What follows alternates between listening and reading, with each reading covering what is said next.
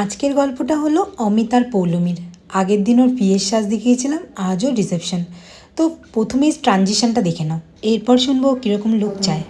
একদম simple sober and এলিগেন্টের look চাই, যেটা আমার লেহেঙ্গার সাথে আমার ফেসের সাথে যেটা একদম যাবে সেরকম। একদম একটু মডার্ন টাইপের, তাই তো? একদম মডার্ন।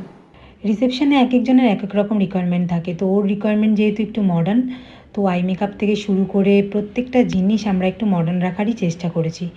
ইনফ্যাক্ট ও আমাকে বলেছিল চুলটাও একটু অ্যাডভান্স স্টাইলিং চাইছে, তাই চুলটাকেও একটু এক্সটেনশন লাগিয়ে অ্যাডভান্স স্টাইলিং দেওয়ার চেষ্টা করেছি। এটা হলো ওর ফুল লুকটা। এরপর শুনে নেবো ওর রিভিউটা। হ্যালো অল, আগের দিন পৌলমীর বিয়ে ছিল, আজকে ওর রিসেপশন। আমরা এসেছি নৈহাটিতে। পৌলমীর কাছে ডিরেক্ট চলে যাবো। পৌলমী, কেমন লাগছে বলো? অসাধারণ, আমি ভাবতে পারিনি এত সুন্দর লাগবে, একদম মনের মতো। পছন্দ হয়েছে পুরোটা? আই মেকআপ, হেয়ার স্টাইলিং একদম সমস্ত কিছু খুব ভালো লাগছে। ওর লেহেঙ্গাটা এত সুন্দর, তোমরা কেন এইসব কালারের লেহেঙ্গা কেনো না? এই কালারগুলো রিসেপশনে অসম্ভব ভালো লাগে, আমার ভীষণ ভালো লেগেছে। আর পৌলমীকে দারুণ লাগছে, সেটা বলার কথা নাই, তোমরা দেখতেই পাচ্ছ। পৌলমীর হাবিকেও আমি দেখাতাম, গ্রুম টাচ আপ করেছিলাম, কিন্তু ও তখন রেডি হচ্ছিলো, সেই জন্য ওকে আর ডাকতে পারিনি। যাই হোক, তোমরা কিন্তু অবশ্যই জানিও যে এই রিসেপশন লুকটা তোমাদের কেমন লাগলো।